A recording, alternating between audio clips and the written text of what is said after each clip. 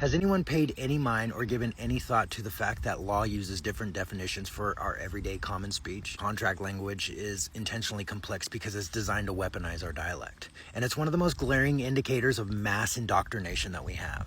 This is super important. Share this post like the wind, guys. Inverse meaning turns words into traps. So in contract language, the meaning of a common word is altered intentionally. Person does not mean human being. Consent means silence. May often means must. You agree is assumed at the moment you interact.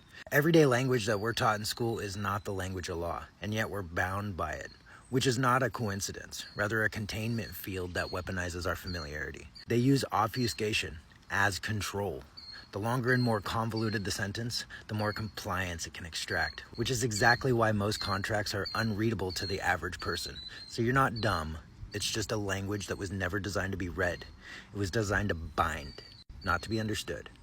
The indoctrinated mind assumes complexity equals authority, so it surrenders. So we get the illusion of choice by using this reverse speaks. The system pretends to offer freedom while removing it. Terms like opt-in, voluntary compliance, or terms and conditions, they act like open doors but lead down corridors to cages. Indoctrination teaches people to skim, click, and agree without questioning the structure that demands their agreement in the first place, which is exactly how words become spellcraft and ritual.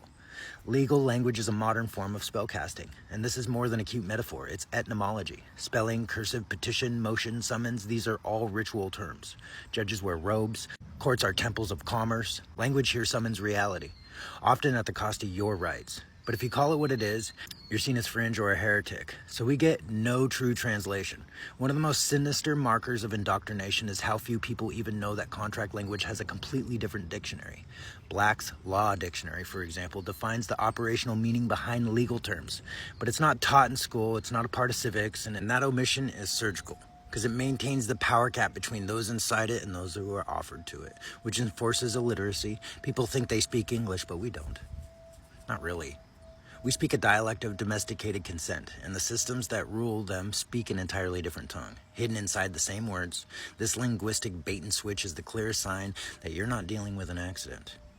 You're dealing with a system that's built on trickery, enforced by our own misunderstandings.